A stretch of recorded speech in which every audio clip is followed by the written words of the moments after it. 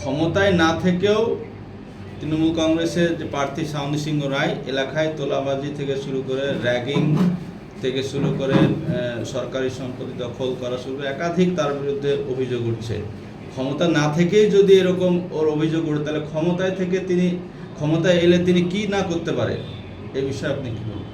দেখুন, বাংলা জুড়ে তৃণমূল কংগ্রেসের একটাই নীতি, গরিবের টাকা আত্মসাৎ করতে হবে, এনিমি প্রপার্টি দখল করতে হবে, খতিয়ান ওয়ানের সম্পত্তি দখল করতে হবে, মানুষকে ঠকাতে হবে। এটা তৃণমূল কংগ্রেসের নীতি।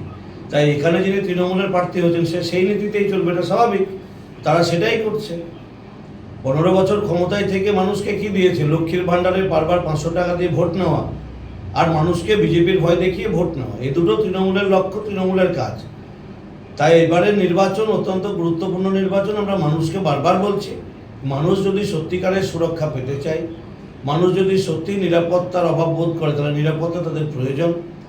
আর এই নিরাপত্তা একমাত্র ভারতীয় জনতা পার্টি দিতে পারে। বিজেপি শাসিত 20টা রাজ্য চলছে, সেখানে হিন্দু, মুসলিম, খ্রিস্টান, জৈন সবাই বসবাস করছে। কেউ নিরাপত্তার অভাব বোধ করে না, কেউ পরিযায়ী শ্রমিক হিসেবে অন্য রাজ্যে কাজ করতে যায় না। যারা এই তৃণমূল কংগ্রেসকে ভোট দেয় তাদেরকেও পরিযায়ী শ্রমিক হতে হয়। তাই আমি আপনাদের এই মিডিয়ার মধ্যে দিয়ে এটাই বলব যে আপনারা পরিযায়ী শ্রমিক হওয়ার পরেও কেন তৃণমূলকে ভোট দিচ্ছেন, এটা আপনাদের ভাবার সময় হয়েছে। আপনাদের বিবেককে প্রশ্ন করুন। আপনি চিকিৎসা নিতে ব্যাঙ্গালোর যাবেন, দিল্লি যাবেন, আপনি কাজ পেতে বিজেপি শাসিত রাজ্যে যাবেন, আর ভোট এখানে তৃণমূলকে দিবেন, যে তৃণমূল এখানে কাটমানি তোলাবাজি রাজনীতি করে। আবাসের বাড়ি পেতে গেলে কাটমানি দিতে হয়, বিশুদ্ধ পানীয় জলের টাকা এসে পড়ে রয়েছে, মানুষ জল পাচ্ছে না, স্বাস্থ্য পরিষেবা একদম নেই। তো সেই জায়গায় দাঁড়িয়ে তৃণমূলকে ভোট দেওয়া মানে নিজেকেও অন্যায়ের সঙ্গে যুক্ত করা।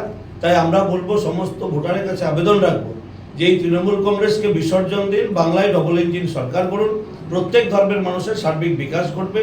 আমাদের প্রধানমন্ত্রী যেভাবে সবকা সাথ সবকা বিকাশের রাজনীতিকে রূপায়ণ করেছেন, আজকে হিন্দু, মুসলিম, খ্রিস্টান, জৈন সবাই আবাসের বাড়ি পাচ্ছে, খাদ্য সুরক্ষা রেশন পাচ্ছে, উজালা রান্নার গ্যাস পেয়েছে, কিষাণ সম্মান নিধির সুযোগ পেয়েছে।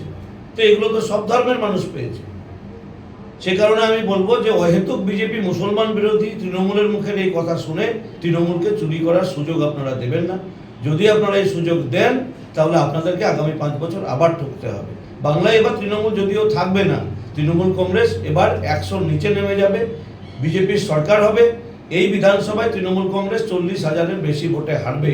এখানকার মানুষ সংকল্প করেছে তৃণমূলকে হারাবে।